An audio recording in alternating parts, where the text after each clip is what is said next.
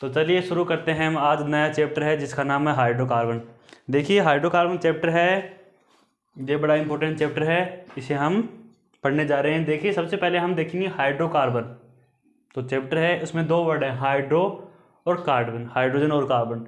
ऐसे यौगिक जो केवल हाइड्रोजन और कार्बन से मिलकर बने होते हैं उन्हें हाइड्रोकार्बन यौगिक बोलते हैं। सामान्यतः हम हाइड्रोकार्बन चैप्टर पढ़ रहे हैं तो हाइड्रोकार्बन यौगिकों को पढ़ेंगे, लेकिन हम हाइड्रोकार्बन बोलेंगे किसे एक्चुअली में, तो हम उन यौगिकों को बोलेंगे, उन यौगिकों को हाइड्रोकार्बन बोलेंगे जो केवल हाइड्रोजन और ऑक्सीजन से मिलकर बने हों। तो वे यौगिक हाइड्रोकार्बन क्या होते हैं? वे यौगिक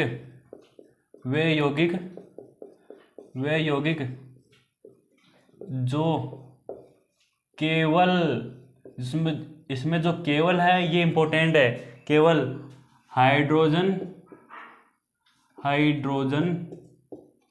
व कार्बन से मिलकर बने हों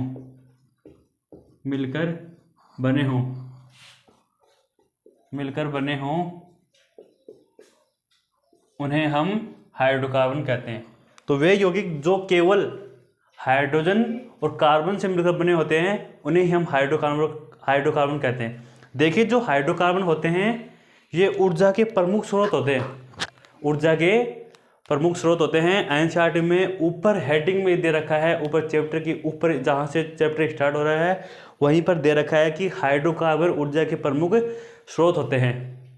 तो हम इस बात की व्याख्या करेंगे, हाइड्रोकार्बन है वो ऊर्जा के प्रमुख स्रोत कैसे हैं, इस बात का हम यहाँ पर डिस्कस करने जा रहे हैं। देखिए हाइड्रोकार्बन ऊर्जा के प्रमुख स्रोत है, ये सब जानते हैं, ये लिख भी रही है, लेकिन कैसे हैं? जैसे हम आपको उदाहरण लेके बताते हैं।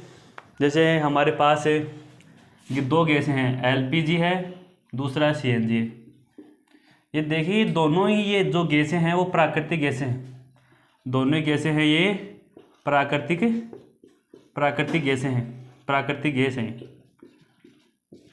गैस हैं। एलपीजी और सीएनजी हैं, वो दोनों ही प्राकृतिक गैस हैं। इनको प्राकृतिक गैस क्यों बोला गया है? क्योंकि ये प्रकृति से प्राप्त होती हैं, इसलिए इन्हें प्राकृतिक गैस बोलते हैं। देखिए जब हम ये प्राकृतिक गैस होते हैं जो जीवाश्म होते हैं उनसे बनती हैं, जो जीवाश्म होते हैं उनसे प्राकृतिक गैस बनती है, एलपीजी और सीएनजी। जब हम एलपीजी की फुल फॉर्म की बात करेंगे तो यहाँ पर लिक्विफाइड पेट्रोलियम गैस, इसकी फुल फॉर्म है लिक्विफाइड द्रवीकृत पेट्रोलियम गैस। हम इस बार इसको लिख देते हैं लिक्विफाइड पेट्रोलियम गैस, इसका फुल फॉर्म है लिक्विफाइड पेट्रोलियम गैस, द्रवीकृत पेट्रोलियम गैस, एलपीजी की फुल फॉर्म है। और दूसरी है सीएनजी। जैसे सीएनजी की फुल फॉर्म है कंप्रेस्ड नेचुरल गैस, इसकी फुल फॉर्म लिखेंगे हम कंप्रेस्ड नेचुरल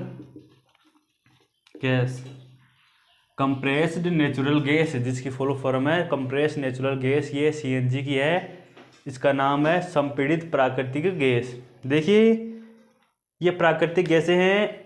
जब इनके हम मुख्य कंपोनेंट की बात करेंगे, मुख्य घटकों की बात करेंगे, जो सीएनजी होती है उसका मुख्य घटक मेथेन होता है,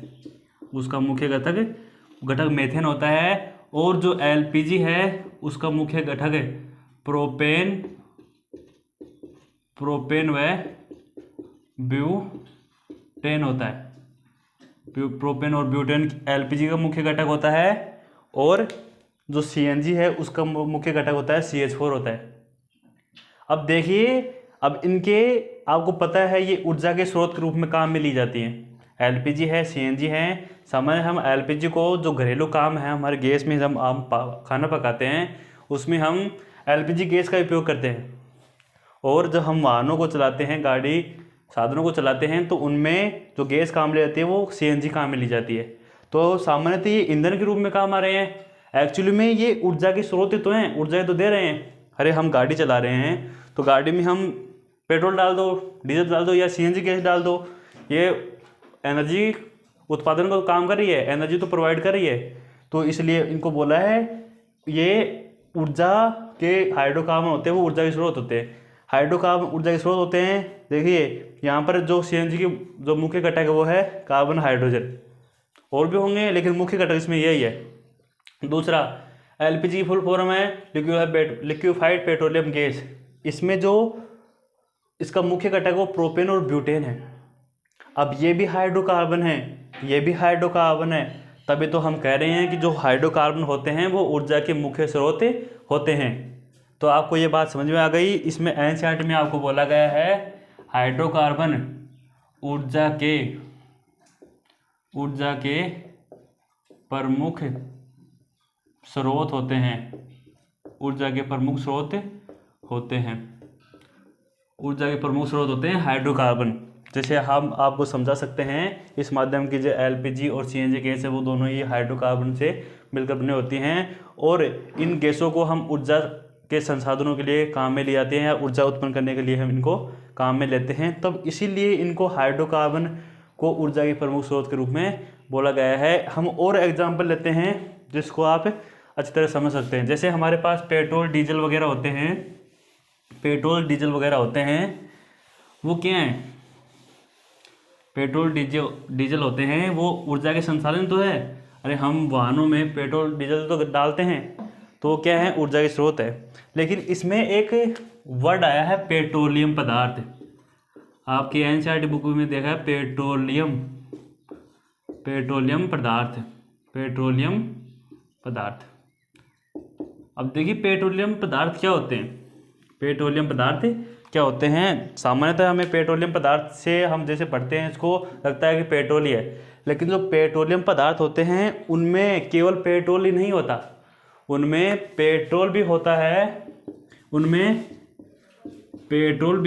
पेट्रोलियम पदार्थों में पेट्रोल भी होता है। मतलब पेट्रोलियम पदार्थ है, इनको ज़मीन में, जैसे ज़मीन होती है उसमें जो तेल के कुएँ होते हैं, जब उन तेल को निकालते हैं, कच्चे तेल को, तब उस कच्चे तेल को पेट्रोलियम पदार्थ बोला जाता है।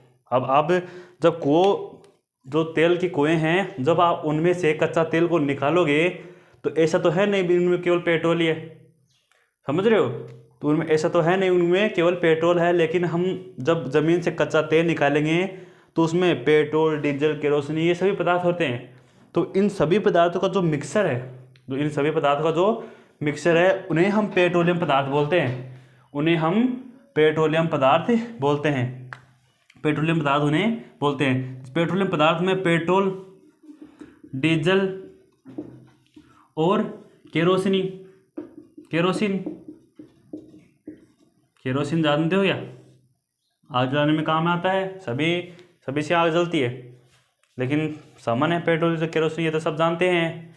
अरे नहीं जानते तो अपने घर वालों से पूछ लेना, नहीं जानते तो अपने घर वालों से पूछ लेना कि पेट्रोल, डीजल वगैरह क्या होते हैं। लेकिन ये सभी तीनों पेट्रोलियम पदार्थ होते हैं। पेट्रोल को नहीं बोलते, तो इन सभी पदार्थों का मिक्सर है। हम ज़मीन से जब कच्चा तेल निकालते हैं उसको पेट्रोलियम पदार्थ बोलते हैं।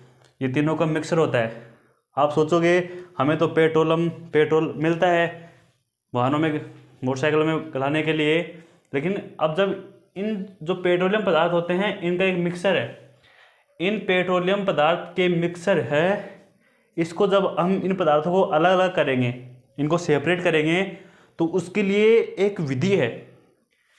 जैसे हमने पढ़ा है कि जो पेट्रोलियम पदार्थ होते हैं वो इन सभी का मिक्सर होता है। अब हमें ये तो अलग अलग चाहिए ना, अरे इनको मिक्स में थोड़ी काम में लोगे, हम इनको अलग अलग करके काम में लेंगे। तो इनको अलग अलग करने की हमारे पास एक विधि है जिसको हम बोलेंगे प्रभाजी आसवन विधि। प्रभाजी आसवन विधि, प्रभाजी आसवन विधि है। इस प्रभाजी आसवन विधि द्वारा इन पदार्थों को अलग अलग किया जाता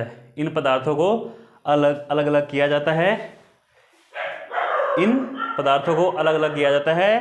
पेट्रोल, डीजल और केरोसिन को, ठीक है। उसके बाद ये तो हो गए कि भैया पेट्रोलियम पदार्थ हैं, केरोसिन, डीजल, पेट्रोल है, ये पेट्रोलियम पदार्थ होते हैं और इनको हम प्रभाजी आसवन विधि द्वारा इनको अलग कर सकते हैं। लेकिन एनसीईआरटी बुक में आपको एक और बात बताई गई है कि जो कोल होते हैं, कोल जानते हो, कोयला, कोल होता है कोयला।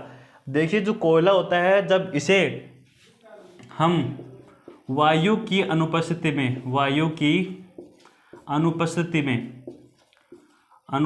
में इसे जलाएंगे, बर्न करेंगे कोयले को, तब हमें कोल गैस प्राप्त होती है। कोल गैस प्राप्त होती है। जब कोयले को वायु की अनुपस्थिति में जलाएंगे तो हमें कोल गैस प्राप्त होती है। अभी ये कोल गैस होते हैं, इसमें कई गैसों का मिश्रण होता है। इस कोल गैस में कई गैसों का मिश्रण होता है, वो भी हाइड्रोकार्बनिक गैसें हैं। जो वो कोल गैस होते हैं उनमें बहुत सारे गैसें होती हैं, वो हाइड्रोकार्बनिक होती है। ये भी हाइड्रोकार्बन है, क्योंकि ये हाइड्रोजन और कार्बन के जो कंपोनेंट है, कंपाउंड है, उन्हीं ये केरोसिन, पेट्रोल, डीजल, इनमें सभी में ये हाइड्रोकार्बन उपस्थित होते हैं।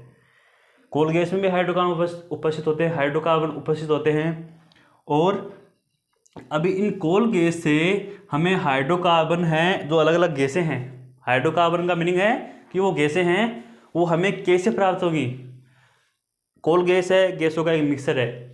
इन गैसों के मिक्सर से हमें गैसों को पृथक करना है। तो इन कोल गैस से गैसों को पृथक करने के लिए एक विधि और है, जिसका नाम है भंजन आसवन विधि, जिसका नाम है भंजक आसवन विधि।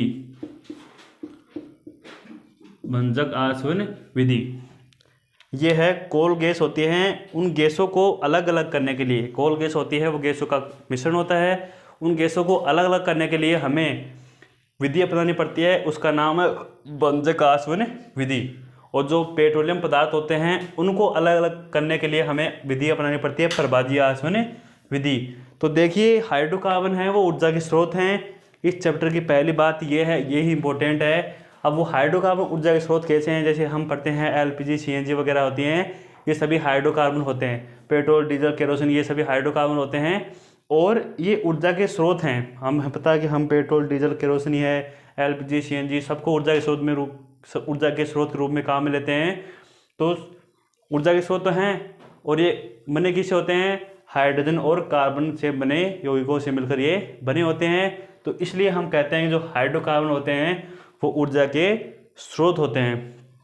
इसके बाद हम जब इन हाइड्रोकार्बन का यूज देखेंगे तो इनको बहुत इनका यूज़ है हाइड्रोकार्बन का। जैसे औषधि वगैरह होती हैं, उनके निर्माण में भी हाइड्रोकार्बन को उपयोग किया जाता है। जो हम पेंट करते हैं दीवारों के, उसमें भी इसको उपयोग किया जाता है इन हाइड्रोकार्बन का। और जो हमें रंजक मिलते हैं, कलर जब हम करते हैं किसी चीज़ में, तो रंजक वगैरह में भी इसको हाइड्रोकार्बन को उपयोग में लिया जाता है। तो ये सभी हाइड्रोकार्बन के उपयोग थे। देखिए जो ये हमने इस लेक्चर में पढ़ा है वो बेसिक इंट्रोडक्शन है। एनसीईआरटी का जो फर्स्ट पेज है हमने वही कवर किया है। अगर आपको वीडियो अच्छा लगा तो वीडियो को लाइक कीजिए और चैनल को सब्सक्राइब कीजिए। हम मिलते हैं अगले वीडियो में। जय हिंद।